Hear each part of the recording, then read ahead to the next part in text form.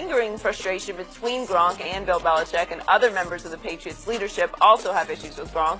Belichick has reportedly questioned whether Gronk is all in on football after retirement rumors and cryptic comments on social media.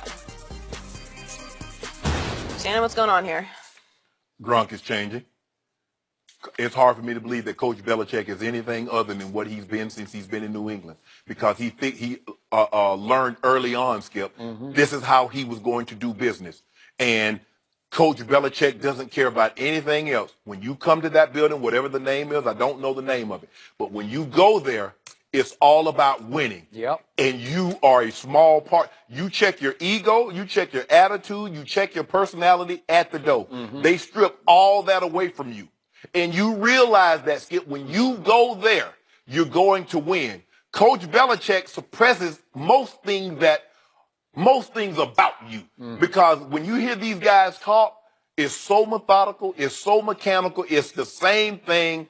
It's like he heard what you said and he's repeating it, and then he heard what he said that he said, and he's repeating that. Gronk is looking at it like, dude, I work out hard, let me have a little fun. And Coach Belichick has said, no, this is the way we do it here at New England. Now, you can do it this way, or you can move on down the road. But there is no alternative to the way Coach Belichick is going to run this football team. Gronk seems to want more privileges because he's a lot. Man, look here. I've said this before, Skip. It's hard for me to believe. I believe Rob Gronkowski is the most dominating football player that doesn't play the quarterback position in all of football. Now, you're going to get some pushback, maybe Aaron Donald, maybe a Von Miller. But on the offensive side of the football, it's not close. He's the most dominant non-quarterback on the offensive side of football. It's not close. And he's looking at that like, man, I see Antonio Brown celebrating. I see all these guys doing all these other things. And all I can do is this. I can't really let my personality show unless it's off the field. And I guess Coach Belichick, to a certain degree, I'm sure Coach Belichick has a problem with that. Because Coach Belichick wants everybody button up all football. He wants you to think when you home, he wants you to be watching tape or thinking football. Because that's what he's doing. But Gronk's not wired like that. Gronk's not built like that. And Gronk wants to have more freedoms and liberty while he's in that locker room. And that's not going to fly with Coach Belichick. So you might as well just go ahead and suck it up. And what do you want? What means more to you? Being who you want to be or winning? Because in New England, I don't believe it's hard for me to believe that you can do both. So I hear everything you just said. And the bottom line is, I'm not saying that Rome has fallen up in Foxborough, but Rome is teetering. And by the day, it teeters a little bit more, and it's about to fall. And the only man who can stop it from falling is the owner of the New England Patriots, Robert Kraft. Think of the run that he's had as the owner of the Patriots. Think about this. So remember, they had the one Super Bowl appearance early on in his tenure, remember? So that was with Drew Bledsoe. 96. Yep. And so that means that over 22 seasons, Robert Kraft has gone to 9 Super Bowls. Think of that run. 9 and 22? Never be duplicated. It's unheard of. It's just never to be duplicated. And that means that 9 times he was a guest of honor at a Super Bowl site for a whole week. Yes. He got to throw parties featuring Elton John like he did the other 2 Super Bowls ago. Elton John, Rick Ross, you Snoop Dogg. name them. They all came for Mr. Kraft. So he's had the best of the best. He's had the greatest run in pro football you could argue any owner has ever had. Absolutely. And now he's faced with a huge decision, because I think before this is over, he's going to have to make a call. Is it Brady or is it Belichick? And it's ironic that a man who has no background in football whatsoever, who merely just had enough money to buy, that's all. That's all he did. He made his money in razor blades, effectively, that he had the capital to buy the New England Patriots. And he took them over as the owner, and then all of a sudden you're forced to make football decisions, and now you might have to choose between the greatest quarterback ever and what many call the greatest coach ever. And you are who? You're just Bob Kraft, right? Yep. Okay, so what just happened? We're having reports that a star has issues with Bill Belichick.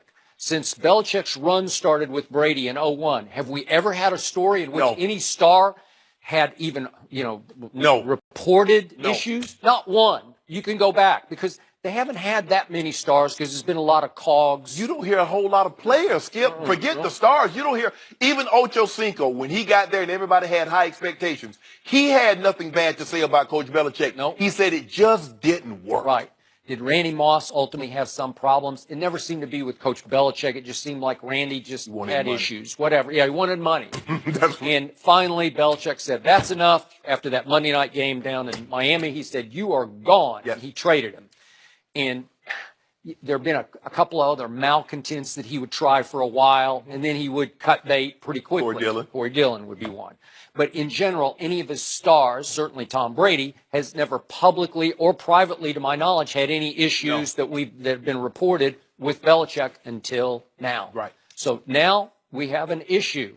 We have Rob Gronkowski. He's even tweeting to Danny Amendola about be free, have fun. Now you can go have fun somewhere because we don't have fun in New England. Like he was tweeting like Danny Amendola just got off the farm. He escaped. Yeah. So now he's no longer in prison and you left me behind. Skip, Gronk is looking at it like, look, and we know Gronk has outperformed this contract. Yeah. He signed this contract with his injury history, and it seemed like a lot of money at the time. But Gronk has outperformed this contract. Yep. But let me tell you what the crux of this is, Skip.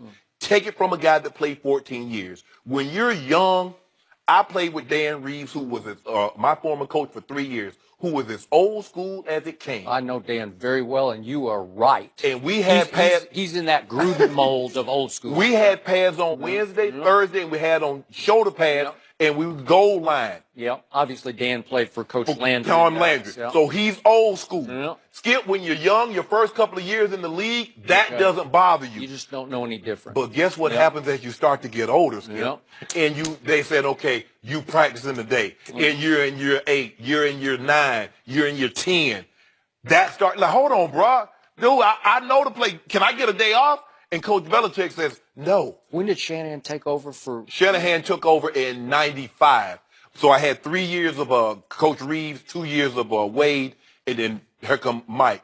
And Mike, you were lucky to have Mike. Yes. Because he was more enlightened than those other guys. He came in with that 49er system, and we didn't have on pads, but basically one day out the week, if we did like we were supposed to when we had those pads on. Yeah. But as you get older, Skip, it gets harder and harder to put those pads on in year 10, year 9, year 10, especially when you're looking at it from a Patriots standpoint, Skip, because they're playing into the seat, deep into the playoffs every single year. And remember, up to the Super Bowl, Patriots had on shoulder pads. Eagles didn't have on no pads, and that's what Coach Belichick believes in. And that's starting to wears on an older player. That's what Gronk is like. Come on, Coach. Obviously, Gronk and his feelings are connected closely to Brady and his feelings. And if on a daily basis he's starting to see Tom Brady be unhappy, it's going to rub off on Gronk, who's the life of the party. Correct. You know him well.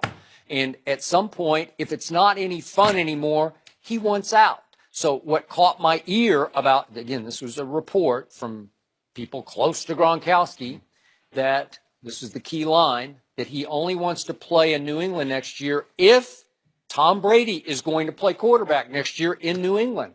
Well, I think it's next year he's talking about. So has he talked to Brady this offseason and gotten some indication that Brady also thinks it's not fun anymore and he just might decide not to come back next year? Well, hold on. Joy, haven't you heard this?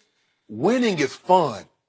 Nobody in the history of the NFL has won more than the New England Patriots, be it regular season or playoff games. And all of a sudden, I thought winning was the greatest deodorant. It cures all the smell of what's going on outside or even inside.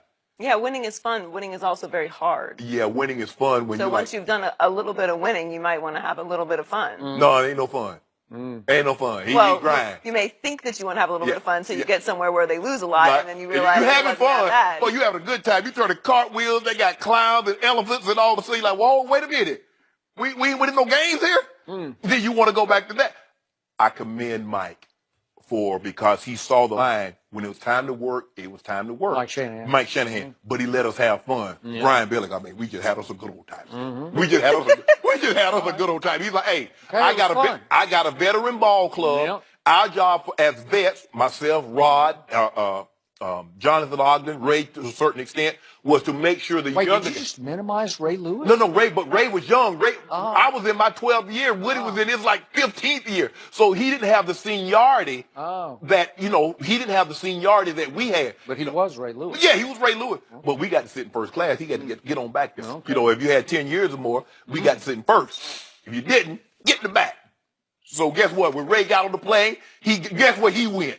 Ray Lewis, defensive player of the year, MVP. He got to the back. You know what I would have done? What? I would have gone up to Shannon Sharp and just tapped him on the shoulder and said, "I'm sorry, this seat is mine." And I wish Ray would have minded. I wish Ray would. Hold on, Skip. Do you realize hold on, you make it seem like I was just old. You were just along for the ride on that flight. You make it seem like I was Dwayne Allen or something. Well, I was an accomplished player. Dwayne Allen, you were about in that category. Yeah. You caught one ball a game, right? Well, No, he caught one ball in the regular I know he season. caught one whole. I caught a few but that was just the thing, though, Skip. It's hard. And as you get older, man, being in all those meetings, that's why I commend Tom. Tom says he loves meetings. That was the thing that I hated the most. I just wanted to be in the locker room joking, on the practice field joking. Just get me to the locker room, to the practice field, and I was good. Man, those meetings, okay, you got a offensive meeting, and then you got a individual meeting, and you got special teams meeting. I mean, I'm tired of all this meeting. I mean, you've got a lot of big, hard-headed egos going on here, clashing, and after a while, this stuff wears down. And to me, at some point, Robert Kraft is going to have to pick Brady or Belichick, period, end of story. Not to just say, no, you've got to trade Jimmy G. Right. Somebody's going to have to go because somebody's going to want out. And I think it could be Tom Brady saying, Mr. Kraft, just let me go somewhere else and finish. That's where we're headed with this. It sounds like Robert Kraft's trying to play both sides. And when you have egos this big, it doesn't. Somebody's going to make you make a choice. What he's trying to do, he's hoping one of them saying, I'll go away. Yeah. It's like in a relationship where you're like, I sure hope she says okay. She's ready to go. I hope he says he's ready to go. And nobody wants to say it, but it's okay. And good. maybe they're both kind of trying each other to force that from happening. Sounds like it. Are we one step closer to a Conor Floyd fight in the octagon? Yes.